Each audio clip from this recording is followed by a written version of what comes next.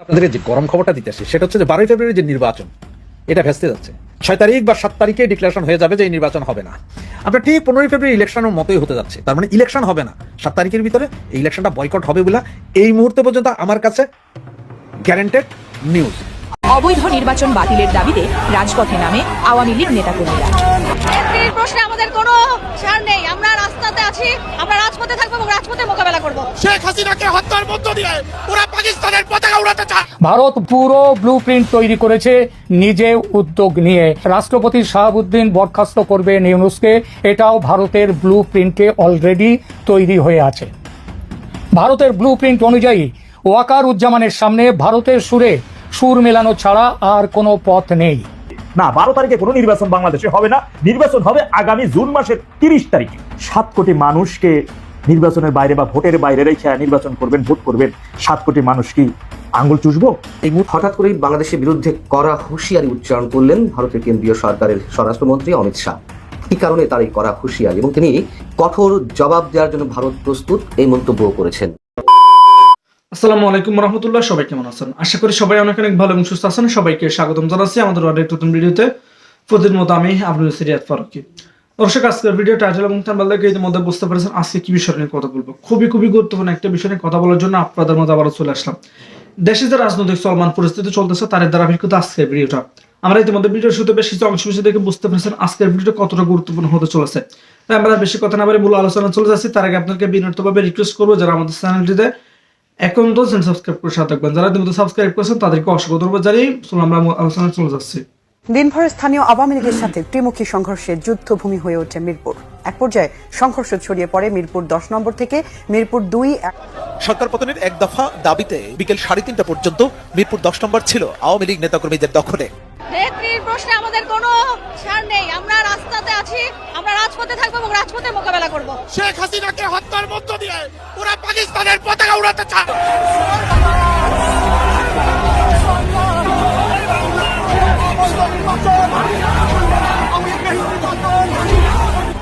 এবার আওয়ামী লীগ ও ছাত্রলীগের সামনে স্পষ্ট বার্তা, নির্বাচন বাতিল, নইলে নির্বাচনে অংশগ্রহণ। এই দাবিকে কেন্দ্র করে চরম উত্তেজনা ছড়িয়ে পড়ে। ইউনূসের অবৈধ নির্বাচন বাতিলের দাবিতে রাজপথে নামলে পুলিশ ও আওয়ামী লীগ নেতাকর্মীদের মধ্যে ত্রিমুখী সংঘর্ষে পুরো এলাকা রণক্ষেত্রে পরিণত হয়। আওয়ামী লীগকে বাদ দিয়ে নির্বাচন যতই এগিয়ে আসছে ততই নিজেদের অস্তিত্বের জানান দিতে আরও সক্রিয় হয়ে উঠছে আওয়ামী লীগ ও ছাত্রলীগের নেতাকর্মীরা। তাদের দাবি, এই লড়াই ক্ষমতার নয়, এটি আওয়ামী লীগের অস্তিত্ব রক্ষার সংগ্রাম। নেতাকর্মীরা বলেন, গুম, খুন কিংবা গ্রেপ্তারের ভয় দেখিয়ে আওয়ামী লীগকে কখনোই দমিয়ে রাখা যাবে না, কারণ আওয়ামী লীগ ফিনিক্স পাখির মতো, যত আঘাত আসবে ততই দ্বিগুণ শক্তি ও গতি নিয়ে ফিরে আসবে। এই বার্তা নিয়েই অবৈধ নির্বাচন বাতিলের দাবিতে রাজপথে নামে আওয়ামী লীগ নেতাকর্মীরা। পুলিশ বাধা দিলে পরিস্থিতি দ্রুত নিয়ন্ত্রণের বাইরে চলে যায়। শুরু হয় ঘণ্টাব্যাপী তীব্র ত্রিমুখী সংঘর্ষ।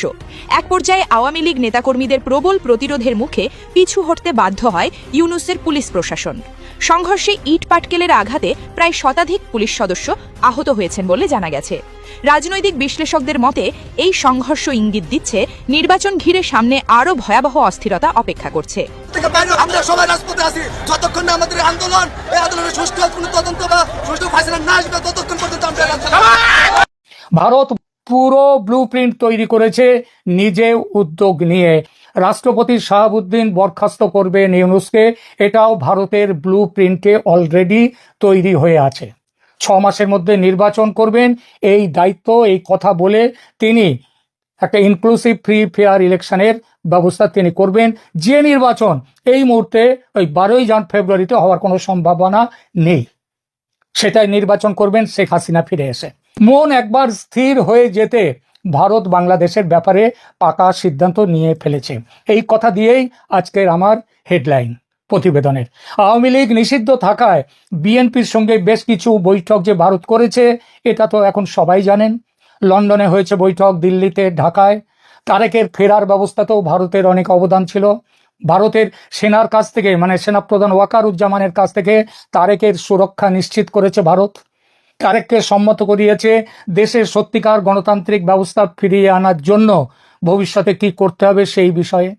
ভারত জানে 12ই ফেব্রুয়ারি নির্বাচন হলে সেই নির্বাচনে বিএনপির বিপুল জয়ের সম্ভাবনা। একইভাবে গণভোটেও হার হতে পারে জামাত পক্ষের। সুতরাং জামাত চাপ দিয়ে নির্বাচন স্থগিত রাখতে চাইছে। ব্যাপক হিংসার প্রেক্ষিতে নির্বাচন থেকে বেরিয়ে আসার কথা ভাবতেও পারে বিএনপি। মোটের ওপর 100 ভাগের মধ্যে অন্তত 80 থেকে 90% এখন ঠিক আছে যে নির্বাচন হচ্ছে না। নির্বাচন স্থগিত হলে ইউনূসের পদচ্যুতি অবশ্যম্ভাবী, তিনি পদে থাকতে পারবেন না। তার মানে এই নয় যে তিনি পদ ছাড়বেন, তা নয়। রাষ্ট্রপতি শাহাবুদ্দিন বরখাস্ত করবেন ইউনূসকে, এটাও ভারতের ব্লু প্রিন্টে অলরেডি তৈরি হয়ে আছে। ভারতের ব্লু প্রিন্ট অনুযায়ী ওয়াকার উজ্জামানের সামনে ভারতের সুরে সুর মেলানো ছাড়া আর কোনো পথ নেই। ওয়াকার উজ্জামান মেনেও নিয়েছেন ব্যাপারটা। ইউনূসের অন্তর্বর্তী সরকারের পতনের পর প্রধানমন্ত্রী শেখ হাসিনা দেশে ফিরবেন এবং ফিরবেন প্রধানমন্ত্রী হিসেবেই। এই জন্যেই তিনি এত জোর দিয়ে বলেছেন ফেব্রুয়ারি, খুব বেশি হলে মার্চের মধ্যেই তিনি দেশে ফিরবেন। তিনি দেশে, ওই যে বললাম, প্রধানমন্ত্রী হিসেবে ফিরছেন।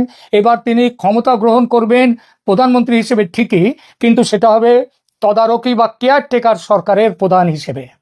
6 মাসের মধ্যে নির্বাচন করবেন, এই দায়িত্ব, এই কথা বলে তিনি একটা ইনক্লুসিভ ফ্রি ফেয়ার ইলেকশনের ব্যবস্থা তিনি করবেন, যে নির্বাচন এই মুহূর্তে ওই 12 ফেব্রুয়ারিতে হওয়ার কোনো সম্ভাবনা নেই। সেটাই নির্বাচন করবেন শেখ হাসিনা ফিরে এসে। ভারত পুরো ব্লু প্রিন্ট তৈরি করেছে নিজে উদ্যোগ নিয়ে। আমেরিকাকে এই উদ্যোগের মধ্যে কোথাও রাখেননি। এই উদ্যোগের বিভিন্ন পর্যায়ে শেখ হাসিনা কথা বলে, শেখ হাসিনার সঙ্গে কথা হয়েছে ভারতের রাষ্ট্রপতি শাহাবুদ্দিন, তার সঙ্গে কথা হয়েছে জেনারেল ওয়াকার উজ্জামানের সাথে কথা হয়েছে, বিএনপির তারেক রহমানের সঙ্গে কথা হয়েছে বাংলাদেশে বেশ কিছু সেনা কর্তার সঙ্গেও। বৈদেশিক শক্তির মধ্যে রাশিয়ার সঙ্গে ইউরোপীয় ইউনিয়ন, ব্রিটেন এবং আরও কোনো দেশ যুক্ত ছিল এই আলোচনার মধ্যে। আর এই নতুন পরিস্থিতির জন্যই শেখ হাসিনা বলছেন তিনি খুব তাড়াতাড়ি দেশে ফিরবেন। আমেরিকা কি এই রাজনৈতিক ব্লু প্রিন্টের কথা জানে না? কেন জানবে না? নিশ্চয়ই জানে, কিন্তু করবেটা কি? করার কি আছে? ভারত, চীন, Russia, Brazil, south Africa, Canada, ইউরোপের সব দেশের বিরুদ্ধে আজ চলে গেছে আমেরিকা। বাঁচবে কাকে নিয়ে? কাকে নিয়ে লড়তে যাবে? তাই হাত কামড়ানোই এখন ভবিতব্য আমেরিকার। শুরুর কথাটা আর একবার বলি শেষে, শেখ হাসিনা ফিরছেন প্রধানমন্ত্রী হিসেবে। বাংলাদেশ আবার মুক্তিযুদ্ধের বাংলাদেশে ফিরছে খুব তাড়াতাড়ি।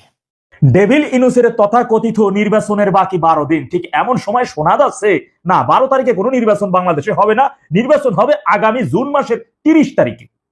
দেখেন, 12 দিন আগে এমন সময়, আমি যদিও সেই 2025 সালের মার্চ মাস থেকে ফেব্রুয়ারির শেষ নাগাদ থেকে অনেক ভিডিও আমার ব্যক্তিগত ফেসবুক ওয়ালে আছে, সেখানে বলে আসছি তত্ত্বাবধায়ক আপকামিং, আসতেছে তত্ত্বাবধায়ক, ডেভিল ইনুস গোয়িং, এমন অনেক ভিডিও আমি আপনাদের মাঝে দিছি।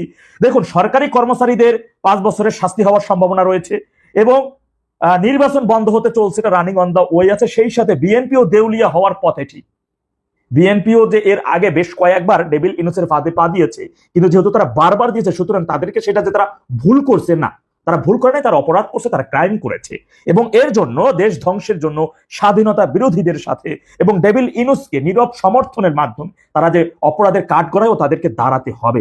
আর এখন শেষ বাতা বাঁচতে হলে ডেভিল ইনুসকে বিদায় করে তত্ত্বাবধায়ক সরকারের অধীনে নির্বাচন অনুষ্ঠিত হওয়ার বিষয় তাদেরকেও একমত আসতে হবে, এছাড়া কোনো উপায় নেই। সংবিধান অনুযায়ী ডেভিল ইনুস সম্পূর্ণভাবে অবৈধ।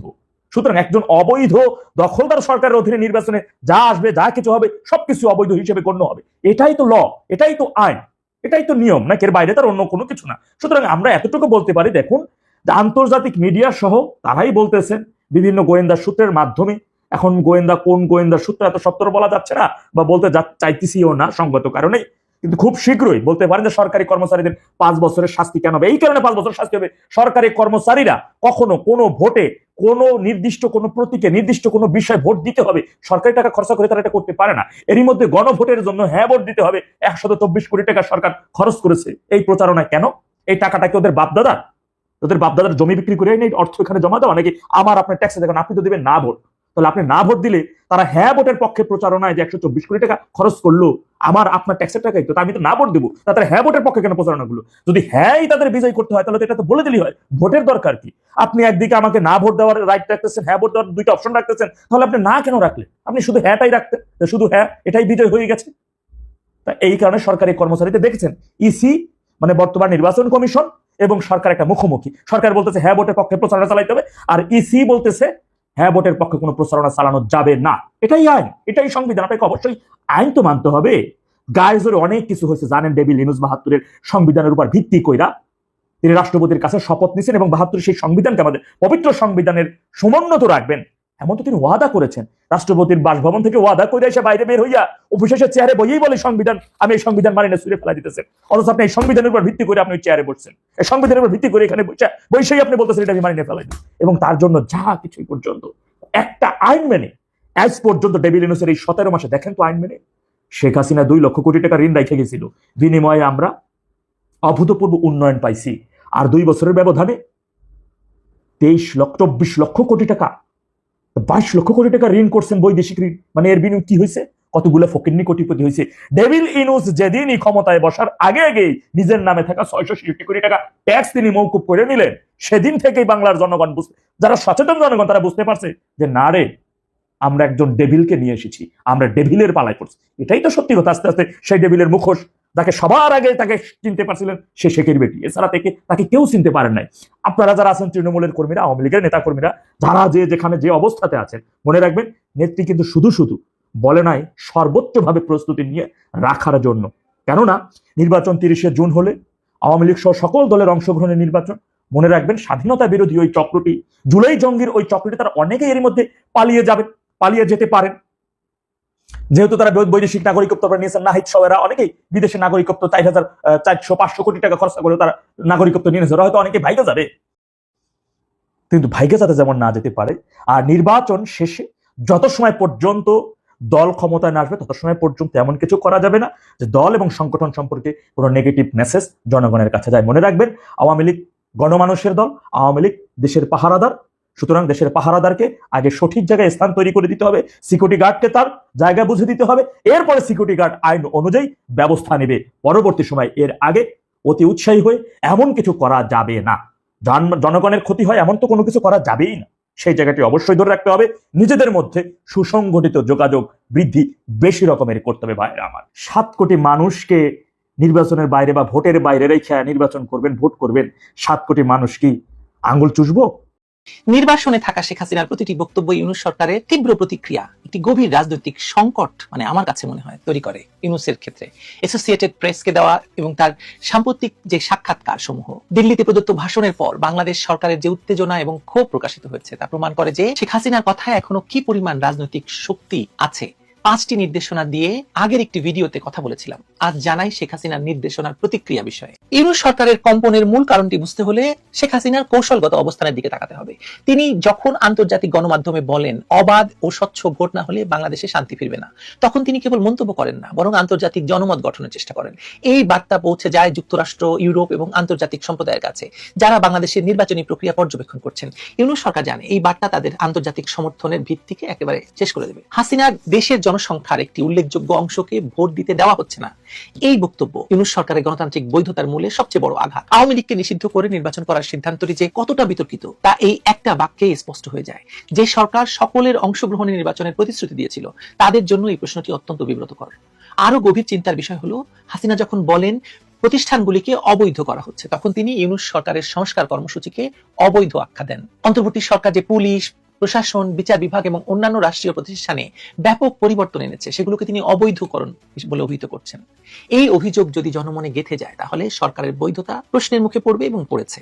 দিল্লিতে হাসিনার ভাষণের পর বাংলাদেশ সরকারের যে ক্ষোভ প্রকাশিত হয় তা দুর্বলতা। আসলে বিদেশ মন্ত্রকের বা পররাষ্ট্র মন্ত্রণালয়ের বিবৃতিতে যখন বলা হয় হাসিনার ভাষণ বাংলাদেশের গণতান্ত্রিক পথে ফেরার চেষ্টাকে বিপন্ন করবে, তখন মানুষ হাসে আর প্রশ্ন তোলে, যদি তাদের অবস্থান দৃঢ় হতো তাহলে একজন নির্বাসিত নেতার কথায় এত উত্তেজিত হওয়ার কি আছে? তার মানে শেখ হাসিনার কথার তো মূল্য আছে সারা পৃথিবীতে, এটাই তারা জানে এবং বোঝে। এই কারণেই তাদের ভয়ে থরে হরিকম্প অবস্থা।